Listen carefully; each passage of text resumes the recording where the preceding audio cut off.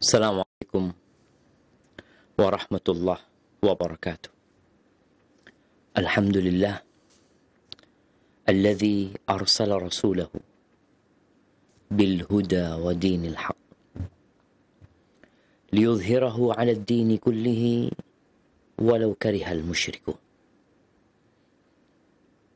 Segala puji bagi Allah Jalla Jalaluh yang telah mengutus Rasulnya dengan petunjuk dan agama yang benar, agar Allah memenangkan agamanya di atas seluruh agama, walaupun orang-orang musyrik membenci hal itu. Allahumma salli wa sallim wa zid wa barik wa an'im ala sayyidina wa maulana Muhammadin wa ala alihi wa ashabihi ajma'in. Ya Allah, semoga salawat dan salam senantiasa Engkau curahkan untuk hamba kekasih-Mu, untuk baginda Nabi kita Muhammad alaihi salatu wassalam, untuk keluarga beliau, untuk istri-istri beliau, untuk putra-putri beliau, dan untuk seluruh sahabat Nabi. Semoga Allah meridhai kita bersama mereka. Barakallahu fikum ahibati fillah. Kita masuk kepada pembahasan bab ke-310, yaitu bab ikramid dhaif wa khidmatuhu iyyahu binafsihi. Bab tentang memuliakan tamu dan berkhidmat, menservis tamu itu sendiri. Artinya tuan rumahnya yang menservis. Karena ada orang yang menservis tamu itu, ya dia suruh pembantunya, dia suruh orang lain. Tapi ini bab tentang bagaimana memuliakan tamu, di mana yang menjamu tamu tersebut, yang memuliakan tamu itu adalah tuan rumahnya, sahibul bait. Dan kita tahu jemaah, Rasulullah sallallahu alaihi wasallam mengatakan, "Man kana yu'minu billahi wal yaumil akhir," barang siapa yang beriman kepada Allah dan hari akhir, falyukrim dhaifahu. Hendaklah dia memuliakan tamunya. Sehingga seorang muslim ketika berbincang tentang tamu, maka dia memuliakannya itu bukan karena pencitraan, bukan karena ingin pujian, tapi karena beriman kepada Allah dan hari akhir. Sebelum kita membaca hadis ini, ana ingin menyampaikan tentang siapa sih tamu yang seharusnya kita hormati. Di sini para ulama menjelaskan, ya, disebutkan bahwasanya wadhaif alladhi yajibu ikramuhu, tamu yang wajib untuk dimuliakan. Dia punya hak tamu, tinggal di rumah kita, kita kasih makan, sehari semalam itu kita muliakan, 3 hari itu haknya tamu. Yang dimaksud dengan tamu itu adalah ad-dhaif al-musafir, yaitu tamu yang datang dari perjalanan. Wa huwal qadim min baladin akhar, yaitu tamu yang datang dari kota lain, bukan dari kampung sendiri. Jadi kalau istilah tamu, aku mau bertamu ke rumahmu ya, itu mungkin ya istilah yang umum dipakai. Ya, dia datang ke rumah kita, ahlan wa sahlan, tapi dia bukan tamu yang punya hak 3 hari tadi, yang kita wajib memuliakannya. Enggak. Jadi yang tamu yang wajib kita kasih makan, kita sediakan tempat tinggal, kita muliakan, yang kalau kita tidak memuliakannya, kita akan dosa. Adapun yang datang dari dalam kota kita sendiri, maka dia disebut zair, orang yang hendak berkunjung ke rumah kita. Dan Allah Azza wa Jalla berfirman di surat An-Nur ayat 28, ini berkaitan dengan tamu yang datang dari satu kota. Allah mengatakan, wa idza qila lakum irji'u farji'u huwa azka lakum wallahu bima ta'maluna alim. Apabila dikatakan kepada kalian, pulanglah kalian, baliklah kalian, maka balik kalian. Itu lebih suci buat kalian. Allah Jalla Jalaluh Maha mengetahui dengan apa yang kalian lakukan. Jadi kondisinya, kalau tamu yang datang dari dalam kota sendiri, momen ana lagi di rumah, tahu-tahu ada tamu. Ustaz, ada tamu yang datang. Dari mana? Dari kampung sebelah. Afwan, sampaikan ana lagi sibuk. Dosa nggak ana melakukan itu? Nggak dosa. Dan buat orang itu, pulang dia, itu lebih baik buat dia. Allah mengatakan, farji'u huwa azka lakum. Jadi jangan marah. Sampai Abdullah bin Abbas radhiyallahu anhu, beliau itu kepingin diusir sama tuan rumah. Datang ke rumahnya fulan, kepingin, afwan nggak bisa terima tamu, mohon maaf ya, bahasanya macam-macam lah. Untuk menolak itu, kadang-kala ada bahasa yang halus, ada yang bahasa yang mengatakan afwan, orang yang sedang sibuk ya. Beliau kepingin ditolak. Karena apa? Karena Allah Azza wa Jalla mengatakan, huwa azka lakum. Jadi lebih baik ditolak daripada diterima. Ini berkaitan dengan tamu yang dari dalam kota. Kalau yang dari luar kota, maka wajib untuk dimuliakan. Ahibati fillah. Nanti kita akan baca beberapa hadis yang berkaitan dengan hal ini. Baik. Di bab ini Imam Bukhari menyebutkan satu hadis. Beliau mengatakan haddatsana Musaddad qala haddatsana Abdullah ibn Dawud an Fudail ibn Ghazwan. Naam. An Abi Hazim an Abi Hurairah radhiyallahu anhu anna rajulan ata an-nabiyya sallallahu alaihi wasallam فبعث إلى نسائه فقلنا ما معنا إلا الماء فقال رسول الله صلى الله عليه وسلم من يضم أو يضيف هذا فقال رجل من الأنصار أنا فانطلق به إلى امرأته فقال أكرمي ضيف رسول الله صلى الله عليه وسلم فقالت ما عندنا إلا قوت الصبيان فقال هيئي طعامك وأصله سراجك ونومي صبيانك إذا أرادوا عشاء فهيأت طعامها وأصلحت سراجها ونومت صبيانها ثم قامت كأنها تسله سراجها فأطفأته وجعل يريانه أنهما يأكلان وباتا طاويين فلما أصبح غدا إلى رسول الله صلى الله عليه وسلم فقال صلى الله عليه وسلم لقد ضحك الله أو عجب من فعالكما وأنزل الله ويؤثرون على أنفسهم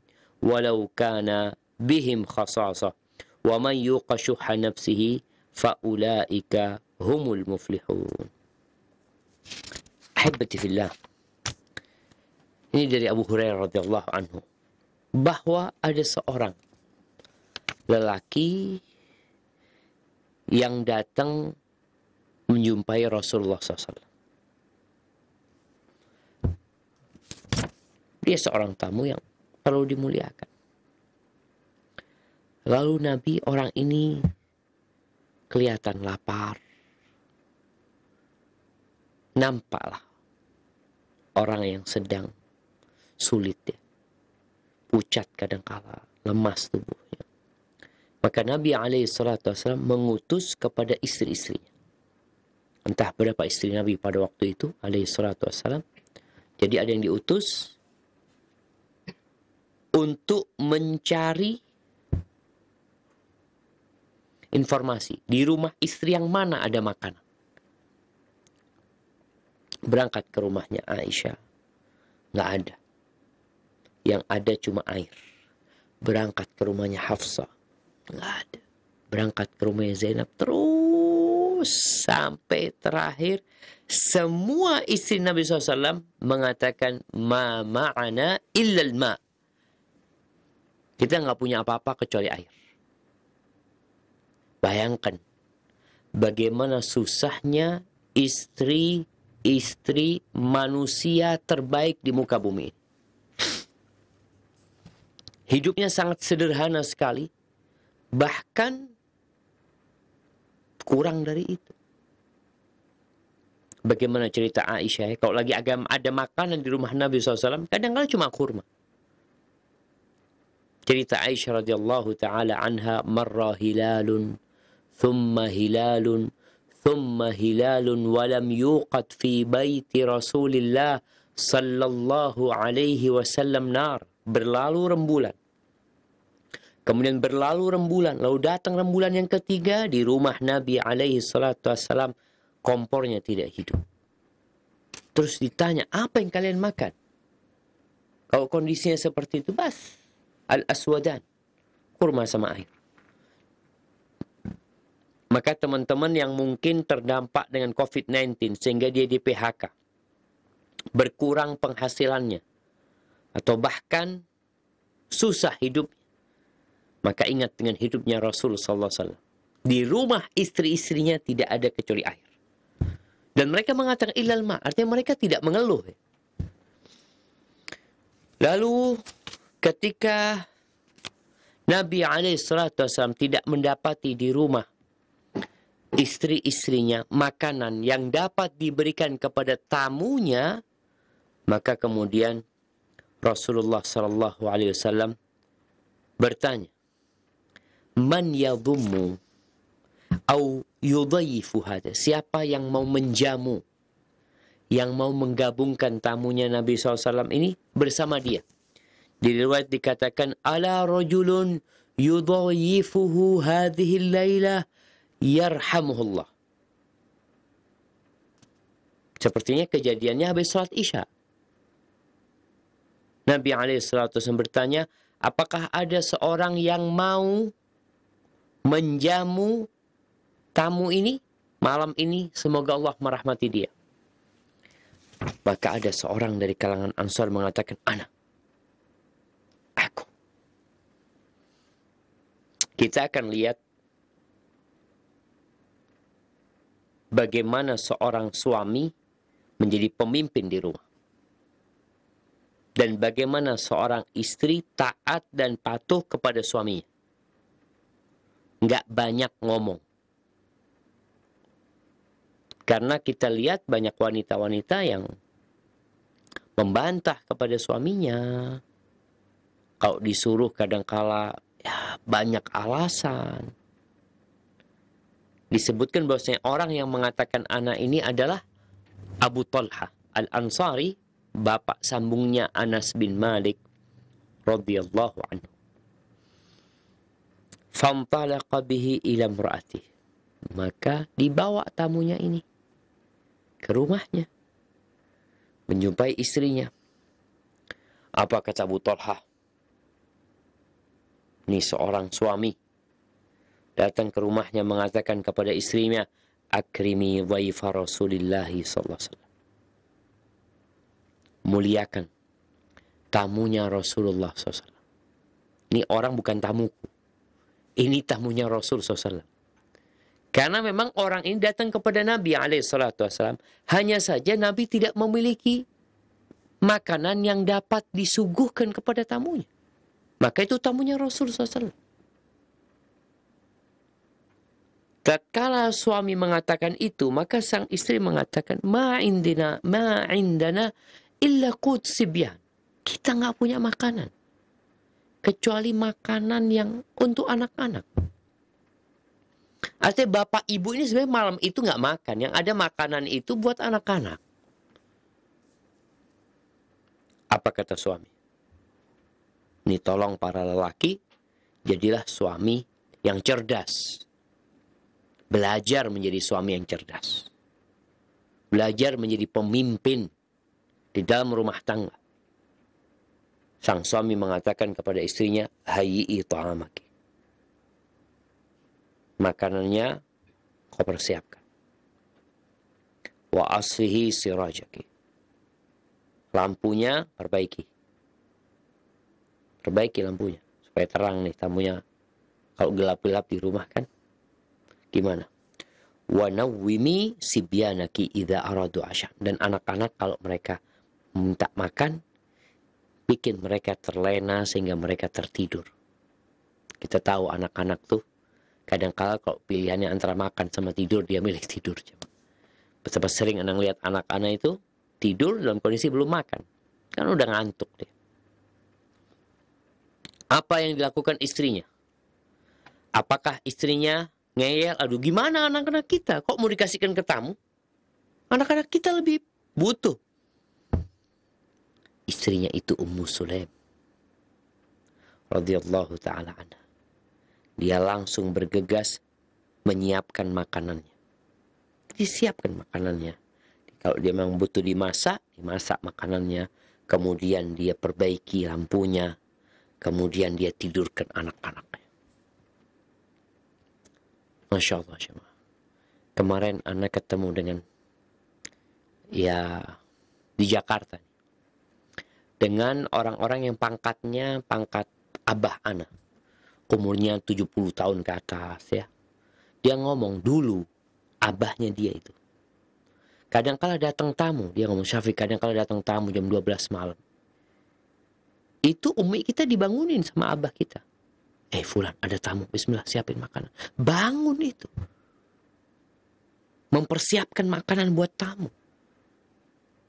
Jadi sosok wanita-wanita yang memang berkhidmat kepada suaminya, tahu dengan posisi dia, tahu bahwa surga dan neraka dia adalah suaminya. Dia berkhidmat. Ini Ummu Sulaim, apa yang dikatakan suaminya semuanya dikerjain. Thumma qamat, setelah makanan siap disuguhkan ya, kan lampunya masih hidup. Belum pakai lampu, pakai minyak ya, maaf.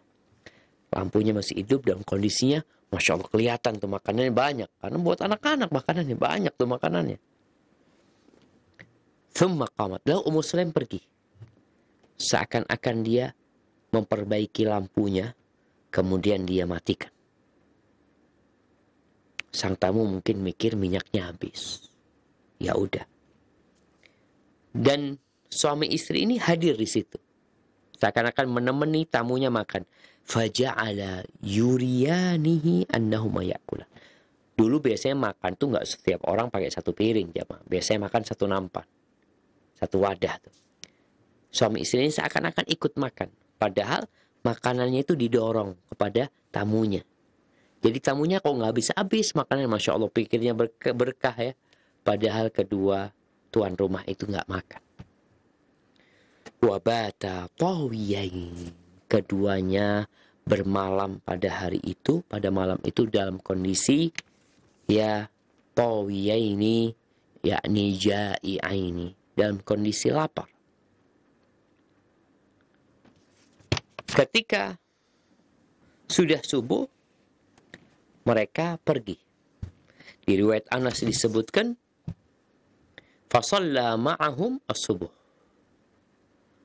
Akhirnya mereka berangkat ke masjid, sholat kayaknya bersama Nabi SAW, sholat subuh. Kemudian Rasulullah SAW berkata, laqad dhahikallah au ajiba min fi'alikuma. Allah Azza wa Jal tertawa atau takjub dari perbuatan kalian berdua. Apa yang dilakukan? Sebuah kedermawanan. Sebuah kemuliaan. Lebih mengutamakan orang lain daripada diri sendiri. Kalau orang itu membantu orang lain karena dia punya uang lebih, biasa. Memang seperti itu wajarnya. Orang tuh punya uang lebih, ya bagilah sama orang lain. Tapi orang ini uangnya pas-pasan. Bahkan mereka butuh, lalu diberikan kepada orang lain. Subhanallah. Ini hasil tarbiyah Rasul SAW kepada para sahabat. Jadi kalau kita mau lihat, gimana sih generasi yang langsung dididik oleh Rasulullah SAW. Seperti ini. Mereka bukan hanya menolong orang lain karena kelebihan harta, tapi mereka menolong orang lain, bahkan lebih mengutamakan orang lain daripada diri mereka sendiri.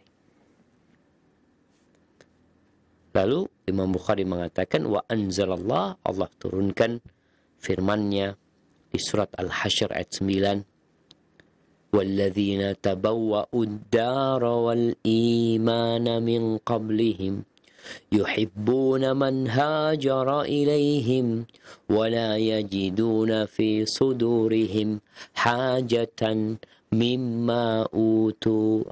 Kemudian disebutkan di sini, wa yu'thiruna ala anfusihim walau kana bihim khasasa wa man yuqa syuhha nafsihi fa ulaika humul muflihun.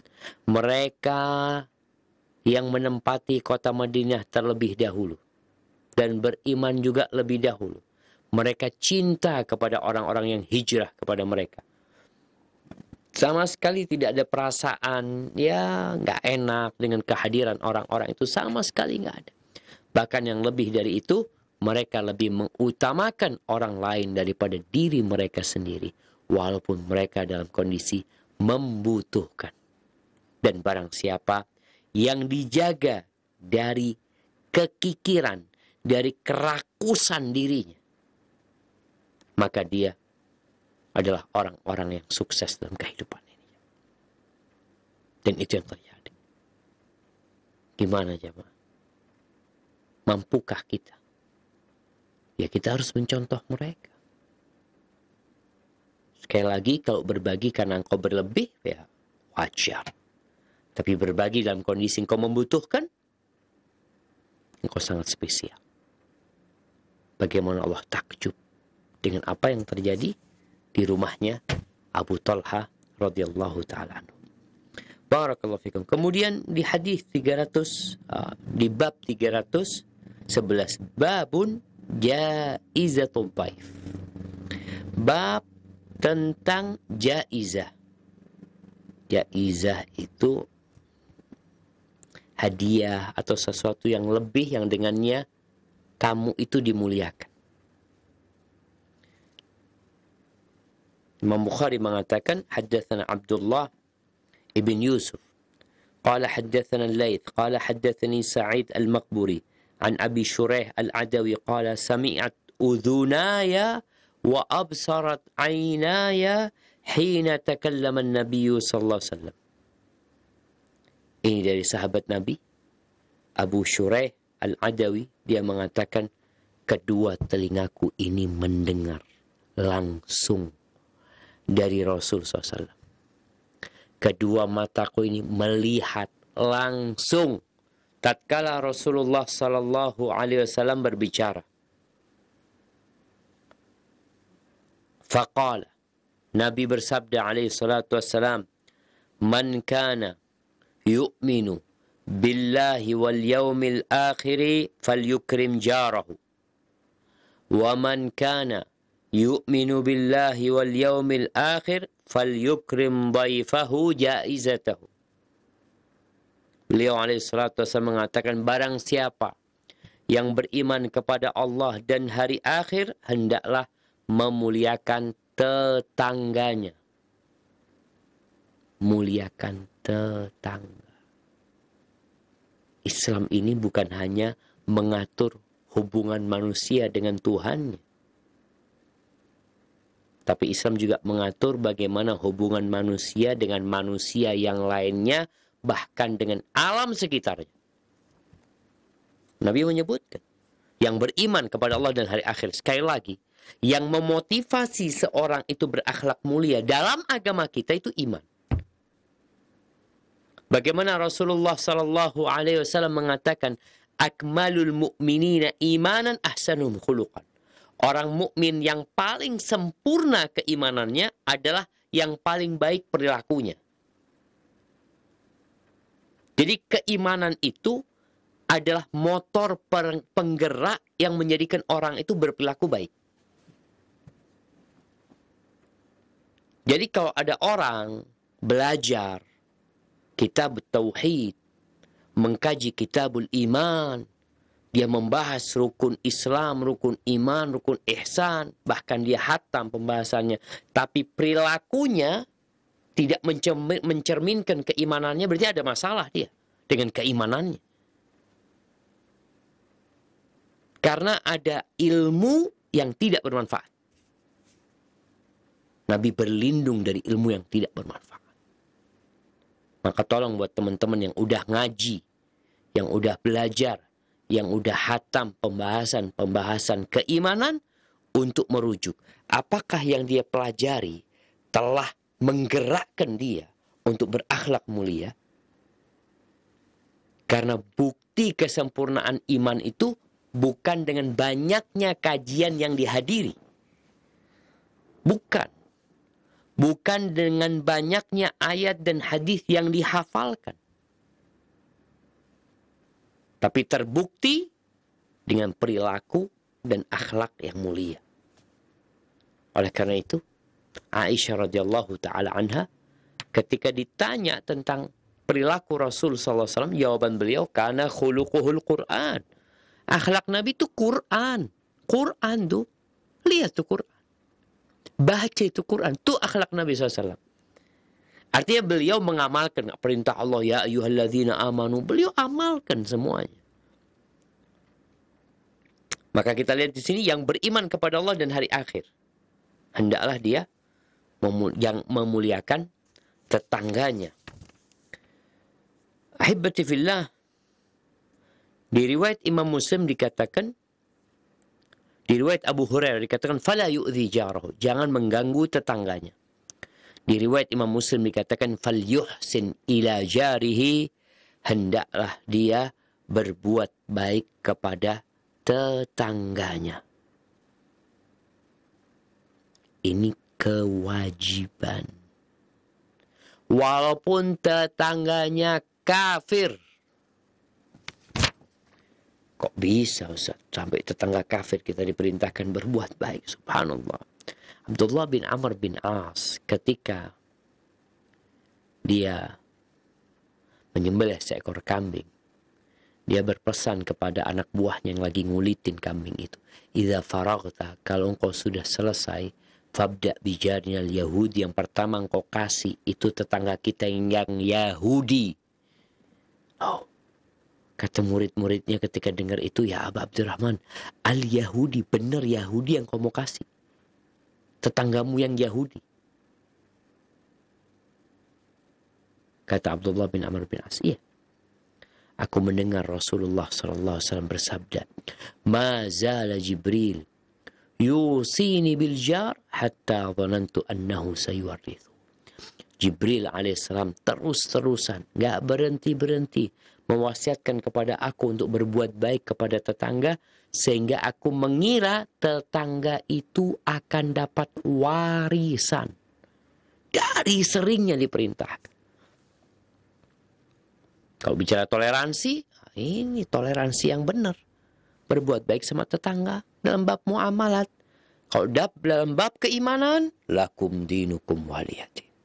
Qul ya ayyuhal kafirun la a'budu ma ta'budun.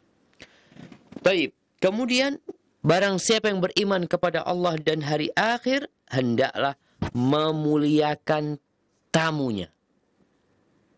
Jaizatahu, memberikan hadiah atau kemuliaan buat tamunya. Jaizah itu artinya bisa Nobel. Di mana hendaklah dia memberikan pemberian yang lebih kepada tamunya. Maka para sahabat bertanya, wa ma jaizatuhu? Terus jaizahnya yang diberikan kepada tamu ini apa?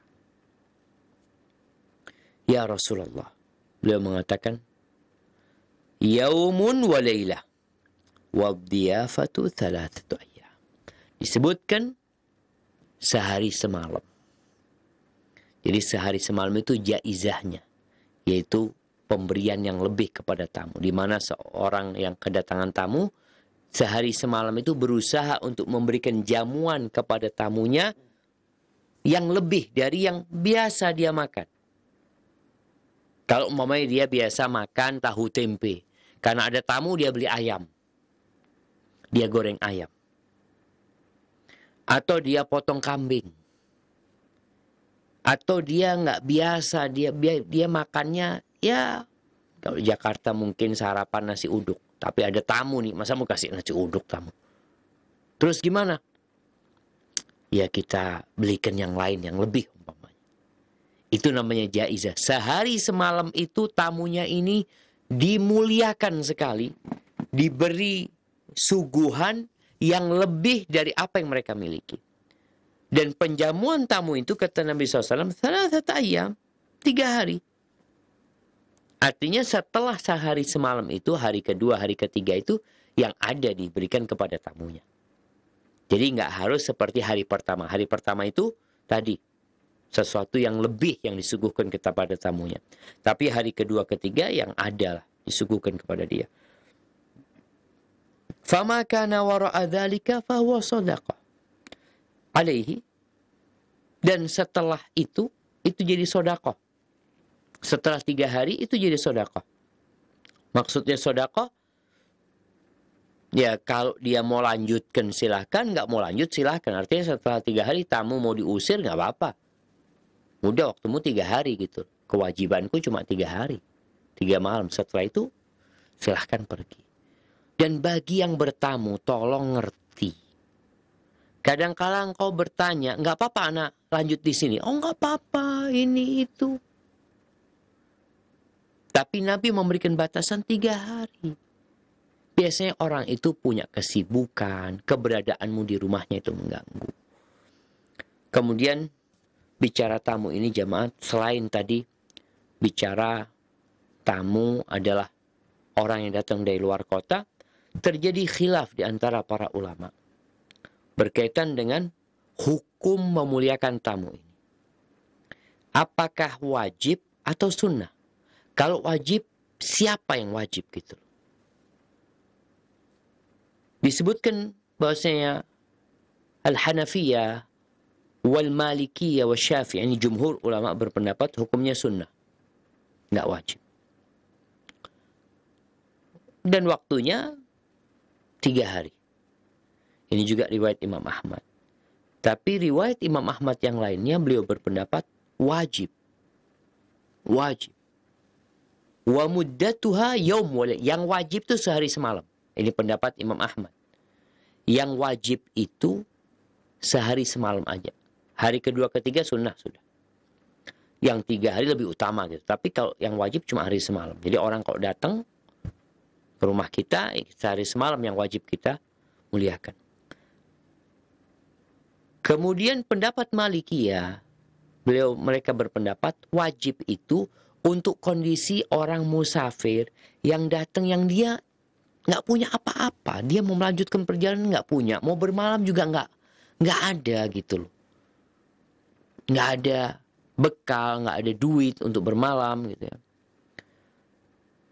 Kemudian yang namanya penjamuan tamu ini wajibnya itu buat yang bicara wajib dan sunnah pun buat penduduk desa dan penduduk kota. Walaupun ada riwayat dari Imam Malik dan Imam Ahmad bahwasanya untuk penduduk kota nggak wajib. Nggak juga memuliakan tamu untuk mereka juga bukan sesuatu yang diharuskan. Kenapa? Karena orang kalau di kota itu disebutkan di situ ada hotel, ada restoran. Tapi kalau di kampung nggak ada. Mau tinggal di mana dia datang ke kampung? Oleh karena itu kalau Anda lihat, ini masih ada sampai saat ini. Kalau kita berangkat ke desa itu, ke rumahnya orang desa itu, mereka mesti kasih makan sama kita. Kebanyakan tuh masih kasih makan sama kita. Karena nggak ada warung di sana. Disuruh nginep di tempat mereka kalau mau nginep. Ya, padahal rumah mereka kecil. Jadi bicara kepada siapa yang wajib, seharusnya siapa yang memuliakan tamu, ya orang desa, orang kota juga seharusnya memuliakan tamu. Tadi pendapat jumhur hukumnya sunnah, tapi pendapat Imam Ahmad hukumnya adalah wajib siapa. Jadi ini berkaitan dengan urusan tamu yang seperti apa dan kepada siapa kita berbuat ini. Dan di mana kita melakukan itu. Sehingga kalau bicara orang di kota, ada hotel kok. Dia apalagi orang mampu, tinggal di hotel, tinggal di makan juga ada restoran. Dulu nggak ada seperti itu. Jadi wallahu a'lam bishawab. Kalau memang kondisi orang itu kesulitan, maka wajib kita memuliakan dia. Kalau nggak kita muliakan di rumah kita, kita sewakan kamar di hotel sebagai bentuk penghormatan kita. Fadol, ada tempat sudah. Antum datang. Tinggal check-in ke kamar sekian-sekian. Ini termasuk memuliakan tamu walaupun tidak di rumahnya. Hanya saja kalau di rumah itu akan lebih nyaman biasanya buat tamu tersebut. Walaupun sebagian tamu merasa tuh nggak enak ngerepotin kalau di rumah. Barakallahu fikum. Kemudian di hadis yang terakhir, Imam Nabi SAW mengatakan, وَمَنْ كَانَ يُؤْمِنُ بِاللَّهِ وَالْيَوْمِ الْآخِرِ فَلْيَقُلْ خَيْرًا أَوْ لِيَصْمُتْ. Barang siapa yang beriman kepada Allah dan hari akhir, hendaklah berkata yang baik atau diam. Ini jamaah, kita hidup di masa di mana orang bisa berbicara semaunya. Bisa menulis dimanapun berada. Dulu orang mau nulis itu di koran itu Allahu Akbar ya. Kita ingat dulu ketika diajari nulis ya, nulis kirim ke koran ditolak ya. Kemudian tulisan itu nggak ada yang baca udah. Tapi sekarang kau tulis sekarang dan sekarang juga bisa dibaca oleh seluruh penduduk dunia yang mau baca. Ngomong sekarang direkam di video. Semua orang bisa nonton. Dulu siapa yang bisa bicara di radio? Siapa yang bicara di televisi? Orang-orang tertentu. Maka tolong bagi yang suka ngomong, yang suka nulis, yang suka tulis komentar, ingat dengan sabda Nabi SAW. Kalau engkau beriman kepada Allah dan hari akhir, berkatalah yang baik atau diem. Sekarang ini Indonesia masih bingung dengan undang-undang ITE yang mereka mungkin ada yang akan dirubah karena undang-undangnya karet atau macam-macam. Tapi bagi setiap muslim, tanpa undang-undang itu, engkau punya undang-undang dari Sang Pencipta. Kita diperintahkan, yaqulul lati hiya ahsan, untuk berkata yang terbaik. Jadi kalau ada dua kata, dua-duanya baik, yang kau pilih yang lebih baik. Kenapa? Inna syaitana yanzagu bainahum. Inna syaitana kana lil-insani aduwwan mubin. Syaitan itu berusaha untuk merusak hubungan antara manusia, antara orang-orang beriman. Lewat apa? Lihat omongan tadi. Dan di hadis ini ditekankan oleh Nabi SAW, yang beriman kepada Allah dan hari akhir hendaklah berkata yang baik atau diam. Gak bisa diam. Istighfar. Maksa kepingin ngomong, kepingin bicara, berzikir. Karena memang orang kadangkala kalau lisannya tidak digunakan untuk yang positif, takut dipakai untuk yang negatif. Kemudian bab yang selanjutnya, bab 312, babud diyafa thalathatu ayyam. Di sini disebutkan bab menjamu tamu itu 3 hari. Atau bertamu itu 3 hari. Beliau menyebutkan hadis. Qala haddathana Musa ibn Ismail. Qala haddathana Abban ibn Yazid. Qala haddathana Yahya huwa ibn Abi Kathir. An Abi Salamah. An Abi Hurairah radhiyallahu anhu. Qala Rasulullah sallallahu alaihi wasallam. Ad-diyafatu 3 ayyamin.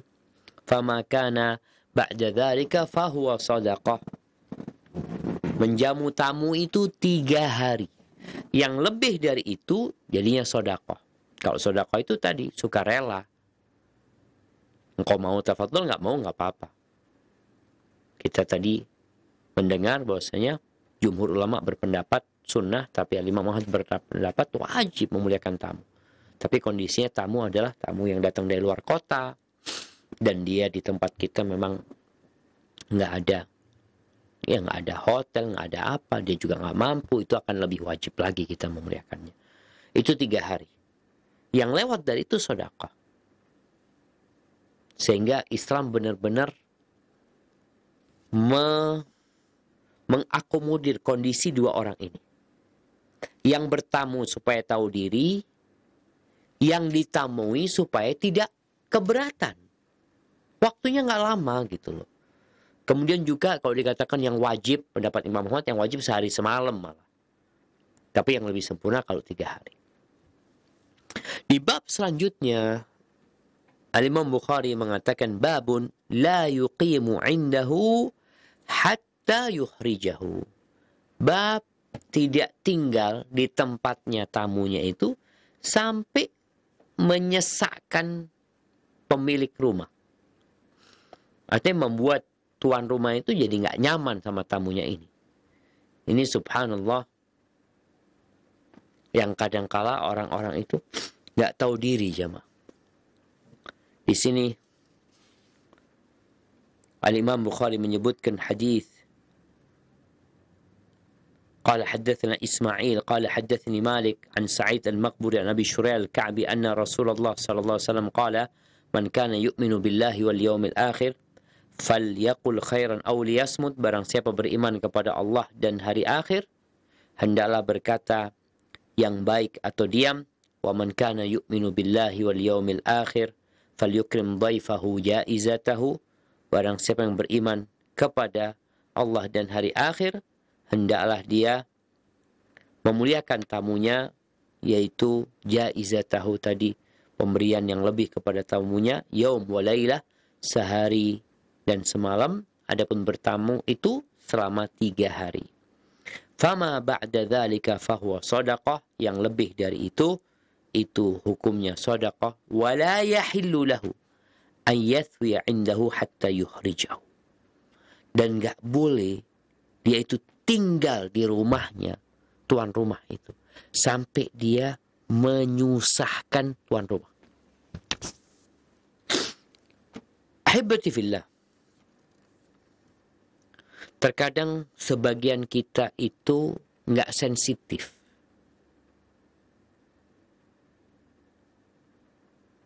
Apa ya? Kurang peka dengan tuan rumah. Ini anak-anak muda biasanya, anak-anak pondok, anak-anak kuliah. Dia pas liburan, anak ke rumah antum ya. Dia dari Jember ke rumah kawannya di Malang. Oh, tafadhol, bismillah. Sampai sana, dia seharusnya tahu gimana kondisi rumahnya, nyaman atau tidak. Keberadaan dia di tempat itu menyulitkan kondisi keluarganya apa tidak. Kadang-kala mau nolak nggak enak, kita pergi kawan, sahabat, tapi engkau yang harus peka. Maka kalaupun ke sana, yang wajib tadi sehari semalam, yang lebih sempurna 3 hari, tapi sehari semalam itu sudah, kalau engkau sudah cukup, cukuplah, pulang. Maksimal 3 hari. Jangan sampai engkau di sana, tuan rumahnya merasa nggak nyaman dengan kehadiranmu di sana. Mungkin mereka mengatakan, oh enggak apa-apa, ahlan wa sahlan, tafadhol. Anggap rumahnya rumah sendiri. Tapi kita harus peka dengan kondisi yang ada. Lalu jamaah rahimakumullah, kalau ini arahan dari Nabi SAW yang begitu indahnya agar kita tidak merepotkan tuan rumah. Kita kadang-kadang ngomong nggak usah repot-repot, mereka repot-repot. Mereka kerepotan. Tapi antum yang sebagai tamu kadangkala tidak tahu diri. Ada sebuah ungkapan. Ungkapan ini bagus sekali untuk jadi bahan apa ya? Bahan penyemangat kita atau informasi buat kita lah dalam bergaul dengan kawan-kawan kita. Ungkapan itu mengatakan, "Idza kana sahibuka 'asalan fala talhathu kullahu." Kalau kawanmu itu madu, maka jangan dijilati jilatin sampai habis. Kenapa? Ya kita tahulah wadah madu itu kalau dijilatin habis manisnya. Engkau kalau berkawan sama orang yang baik, yang peduli sama dirimu, tolong jangan dimanfaatin kawannya. Dieksploitasi kawannya sampai madunya habis, setelah itu dia nggak mau kenal sama engkau lagi. Maka tolong kita ketika bergaul itu dapat menempatkan diri kita. Enggak, anak kayaknya ngerepotin. Enggak, tafadhol, tambah lagi semalam lah. Jazakallah khair. Syukran. Insyaallah lain waktu lagi anak nginep di sini. Baik. Kemudian di bab 315, babun idza asbaha dhaif mahruman. Bab gimana? Kalau tamunya itu datang bermalam di tempat itu, tapi nggak dimuliakan, nggak dijamu sama tuan rumahnya. Apa yang terjadi? Imam Bukhari menyebutkan, haddatsana Abdullah bin Saleh, qala haddatsani Al-Laits an Yazid ibn Abi Habib an Abil Khair an Uqbah ibn Amir qala qultu ya Rasulullah innaka tab'athuna fananzilu biqaumin la yaqruna fama tara fi dhalika. فقال لنا إن نزلتم بقوم أمر لكم بما ينبغي للضيف فاقبلوا فإن لم يفعلوا فخذوا منهم حق الضيف الذي ينبغي لهم.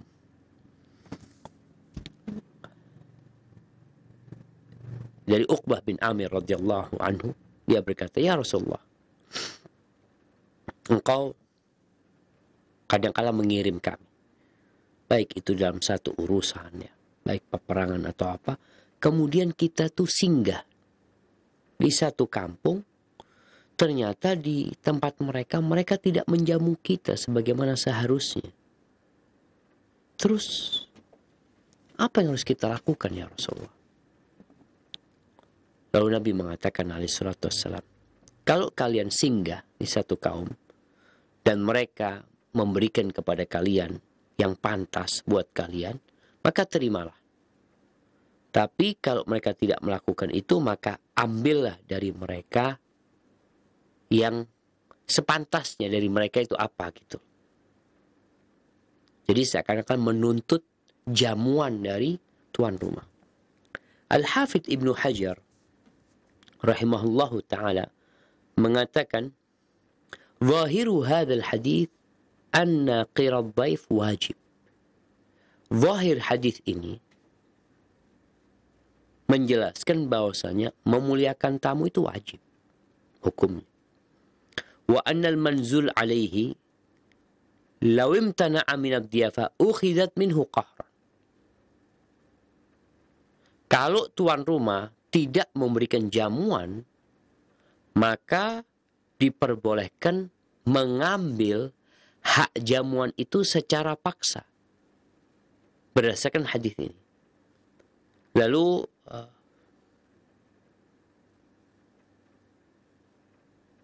Al-Hafidh Ibn Hajar menyebutkan pendapat jumhur ulama yang tadi kita sudah sampaikan, bahwasanya mereka berpendapat menjamu tamu itu sunnah muakkadah, dan beliau membahas tentang bagaimana dengan hadis yang kita baca ini, di mana boleh mengambil dengan paksa. Mereka menyebutkan itu untuk kondisi orang-orang yang terpaksa. Mereka datang bertamu, mereka dalam kondisi lapar, dan orang tuan rumahnya ini mampu, kemudian tidak memuliakan. Maka kalau kondisinya terpaksa, ini pendapat Al-Hafidh Ibnu Hajar, diperbolehkan. Berdasarkan hadis ini, maka diperbolehkan untuk mengambil secara paksa karena kondisinya muttar, mereka dalam kondisi darurat seperti itu ya, Mak. Jadi ini berkaitan dengan hadis ini. Kemudian di hadis yang selanjutnya, bab khidmatur rajul ad-dhaif bi nafsihi. Ini bagaimana tuan rumah menjamu tamu sendirian. Insyaallah kita akan bahas pada kesempatan yang akan datang. Mungkin kita masuk ke sesi tanya jawab. Anda kembalikan ke teman-teman di studio pusat. Jazakumullah khairan. Nah, Ustadz, barakallahu fikum wa jazakallahu khairan. Terima kasih atas kesediaan Ustadz untuk menyampaikan bimbingan dan pelajaran yang bermanfaat di kesempatan malam hari ini. Semoga menjadi tambahan ilmu untuk kita semuanya dan kita memohon taufik kepada Allah untuk bisa mengamalkannya.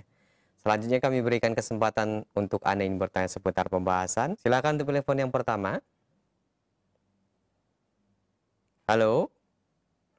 Halo, Assalamualaikum warahmatullahi wabarakatuh. Waalaikumsalam warahmatullahi wabarakatuh. Dengan Ibu siapa ini di mana? Dengan Ummu Zahra di Riau. Silahkan pertanyaannya Ibu. Ya, terima kasih. Begini Ustadz, kita alhamdulillah selalu bisa berbuat kebaikan untuk berbagi sesama keluarga dan tetangga. Akan tetapi kita selalu disakiti dengan mereka selalu membalas kebaikan kita dengan menguntingkan kita. Katanya kita, entah itu kita pokoknya menjelek-jelekkan kita, padahal alhamdulillah kita berbuat baik kepada mereka. Bagaimanakah kita bersikap seperti hal yang ini? Terima kasih. Assalamualaikum warahmatullahi wabarakatuh. Waalaikumsalam warahmatullahi wabarakatuh. Terima kasih atas pertanyaan Ibu. Kepada Ustaz kami persilakan. Fadhal Ustaz. Subhanallah. Barakallahu fiik. Ahibati fillah. Rasulullah sallallahu alaihi wasallam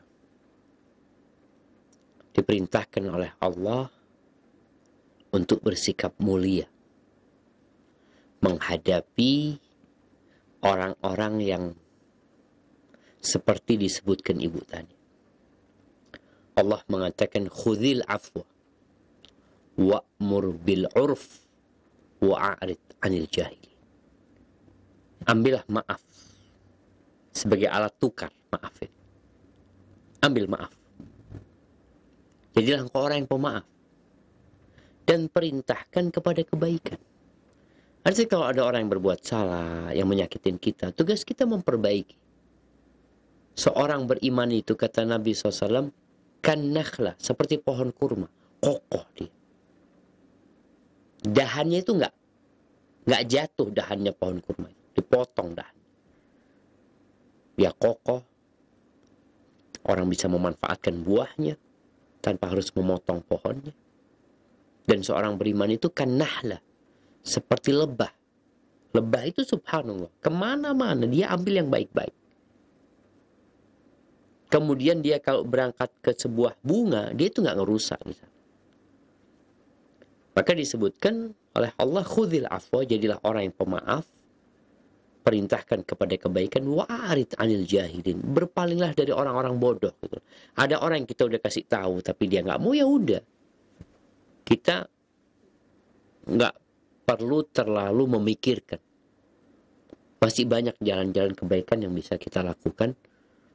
Karena memang ada orang bodoh yang kalau kita ladeni, tambah parah dia jadi. Sampai Imam Syafi'i mengatakan, idza nataqas safihu fala tujibhu fa khairun min ijabatihi sukutu in kallamtahu farrajta anhu wa in khallaitahu kamadan yamutu. Kalau ada orang bodoh yang berbicara sama engkau, mencacimu, memakimu, menjelek-jelekan engkau, jangan dijawab. Jawaban yang terbaik untuk orang seperti itu, diam. Kalau engkau ngomong, oh dia punya bahan untuk balas. Semakin menjadi-jadi dia. Tapi kalau engkau diam, dia mati penasaran. Gimana sih? Kok nggak dijawab? Ini ilmu. Jadi kalau ada orang mungkin ya kadang-kala nih emak-emak khususnya terjadi perang status. Fulan pasang status, ini pasang status juga. Jadi perang status. Jadi orang yang nonton ini ngomong sama siapa gitu ya. Kalau engkau orang yang sehat, maka engkau diam. Kalau engkau jawab, berarti engkau sama dengan dia. Sama. Maka tugas kita diam. Menghadapi orang-orang bodoh, tugas kita memaafkan, beramar ma'ruf nahi mungkar. Tapi kalau memang ada orang-orang bodoh, ya udah kita diem aja. Kemudian ahibati fillah, yang ditanyakan oleh ibu ini pernah terjadi di masa Nabi alaihi salatu wassalam. Abu Hurairah meriwayatkan bahwa ada seorang yang datang menjumpai Nabi alaihi salatu wassalam. Lalu dia mengatakan, "Ya Rasulullah, inna li qarabatan." Sesungguhnya aku memiliki kerabat. Asiluhum wa yaqta'una. Aku berusaha menyambung hubungan sama mereka, tapi mereka memutuskannya. Wa uhsinu ilaihim wa yusi'una ilaih. Aku berbuat baik sama mereka, mereka berbuat buruk sama aku. Wa ahlumu anhum. Sabar, aku tabah sama mereka. Wa yajhaluna alayya, mereka nginjek-nginjek kepalaku. Berbuat bodoh sama aku. Bertindak kebodohan. Sepertinya ini yang terjadi sama ibu penanya. Lalu apa kata Nabi SAW? La in kunta kama qulta. Kalau benar yang engkau katakan, faka'annama tusiffuhumul mal, maka seakan-akan engkau menaburkan abu panas kepada mereka, di mana mereka sendiri yang akan susah dengan perbuatan mereka itu. Engkau berbuat baik dibalas dengan keburukan. Padahal kita disuruh membalas keburukan dengan kebaikan. Ini kebaikan dibalas keburukan sama mereka. Wala yazalu ma'aka minallahi dhahir alaihim ma dumta ala dhalik. Dan akan tetap ada dari Allah Azza wa Jal seorang pembela buat engkau. Akan ada malaikat yang belain engkau selama engkau melakukan hal itu. Karena ahibati fillah, seorang muslim itu ketika berbuat baik kepada tetangganya, berbuat baik kepada kerabatnya, dia itu tidak mencari pujian dan sanjungan sama sekali. Makanya kalau kita berbuat baik sama mereka, ya udah niatin anak ingin dapat surga Allah Azza wa Jal, anak ingin dapat balasan dari Allah Azza wa Jal, dan itulah ciri-ciri penghuni surga.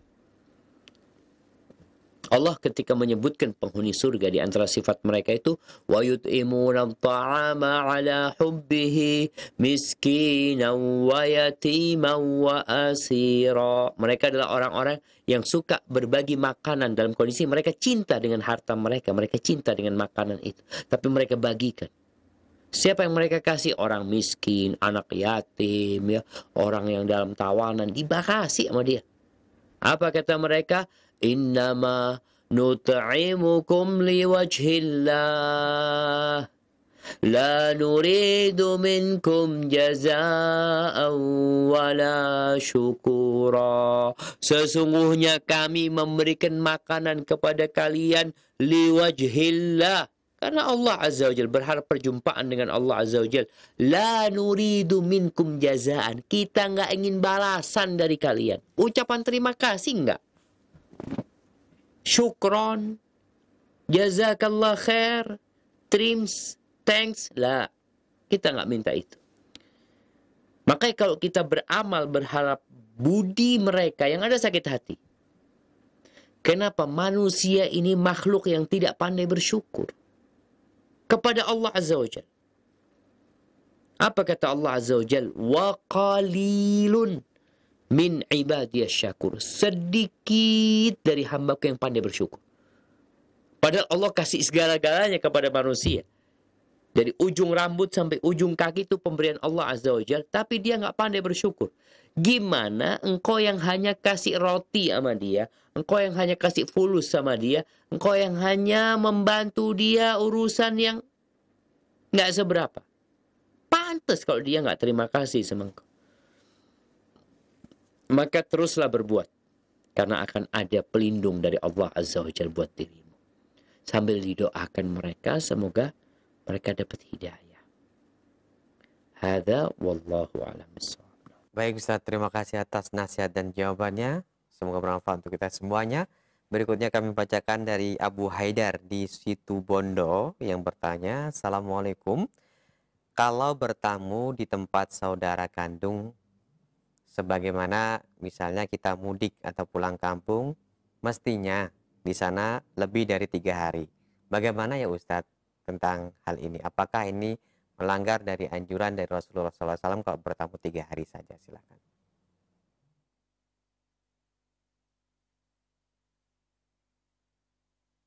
Barakallahu fikum. Nah, alhamdulillah jemaah. Ini pertanyaan yang menarik ya, soalnya kadangkala ketika mudik ya, mudik ini kan bukan ke rumah kawan, bukan ke rumah sahabat, tapi ke rumah keluarga yang memang kehadiran mereka diharapkan di situ. Apalagi kadangkala rumah tempat mudik itu memang rumah keluarga, bukan milik rumah, kadangkala rumah warisan yang ditempatin bersama sebenarnya. Jadi insya Allah nggak ada masalah. Yang pertama, tolong dijaga tadi kalau ternyata memang rumah kakak kita. Jangan sampai kita juga ngerepotin kakak kita. Caranya gimana? Ya caranya mungkin urusan makan. Kita jangan berlagak tamu gitu loh. Ya udah, Ana udah tinggal di sini, jadi belanja makan, mama Ana sama istri Ana udah belanja juga ke pasar, masak di sana. Karena memang kondisinya mudik. Yang membuat mereka, ya kata Nabi SAW, jangan sampai membuat dia tayuhrijahu, dia sampai kesulitan gitu loh. Bicara makan, tiap hari makan mereka ini. Sehari 3 kali. Di rumah 1 bulan mudik umpamanya. Maka bagaimana kita tidak melanggar apa yang diarahkan Nabi SAW. Nabi juga mengatakan boleh lebih dari 3 hari, tapi jangan sampai engkau tinggal di sana yang membuat tuan rumah itu nggak nyaman dengan keberadaan. Tapi kalau engkau di sana malahan mungkin selama engkau datang makannya enak-enak ya, karena yang belanja makan ke pasar adalah keluargamu. Engkau baru pulang dari Jakarta ke kampung. Bahkan mereka ingin engkau tinggal di situ selama-lamanya mungkin dengan kondisi seperti itu. Jadi kita yang harus tahu diri, kita yang harus peka. Kemudian bisa jadi tadi ketika memang kondisinya rumahnya kecil, sempit, dan keberadaan kita benar-benar membuat mereka nggak nyaman, ya kita harus cari solusi. Mungkin kita bisa sewa rumah selama mudik gitu loh ya.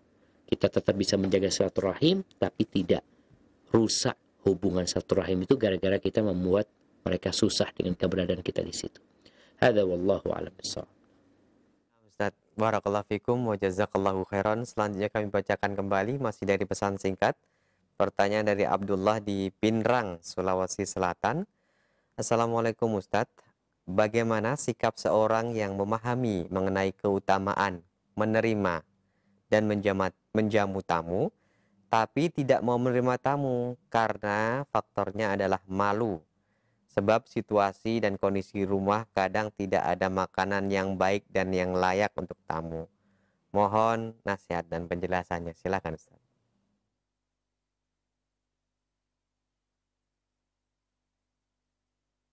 Nah, ahibati fillah, Allah Azza wa Jalla berfirman, La yukallifullahu nafsan illa wus'aha. Allah tidak membebankan kepada hambanya kecuali sesuai dengan kemampuannya. Mungkin kita bisa ambil pelajaran tadi dari kisah Abu Talha. Rasulullah SAW ingin menjamu tamu. Maka beliau kirim orang untuk bertanya kepada istri-istri. Ternyata nggak ada makanan. Artinya memang kalau kita menjamu tamu ke rumah kita nggak ada makanan, kesian dia. Di antara tujuan dia singgah di rumah kita ada makan gitu di situ. Akhirnya Nabi SAW memberikan arahan kepada para sahabat, siapa yang mau menjamu tamu ini? Abu Talha angkat tangan. Nah, kita lihat bagaimana rumahnya Abu Talha. Apakah banyak makanan yang mewah? Lah. Bahkan itu hanya makanan buat anak-anak. Sehingga mungkin ketika engkau mau menjamu tamu, fadol ke rumah anak gitu mama. Kita bicara tamu, ingat yang dari luar kota ya.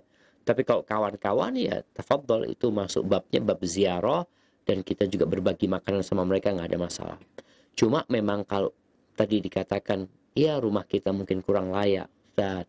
Lalu makanan yang ada di rumah juga tidak banyak. Maka engkau tinggal minta maaf kepada tamunya.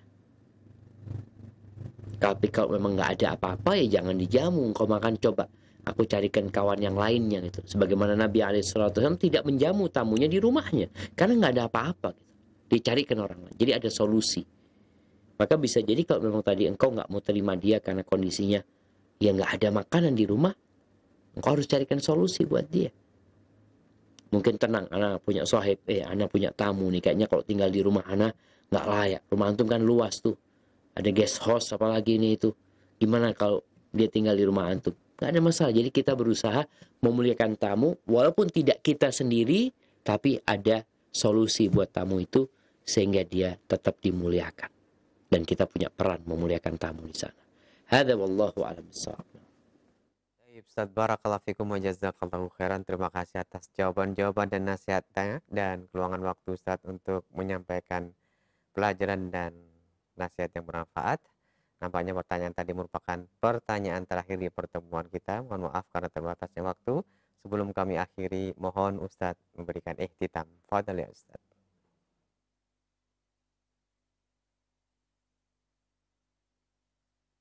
Barakallahu fikum.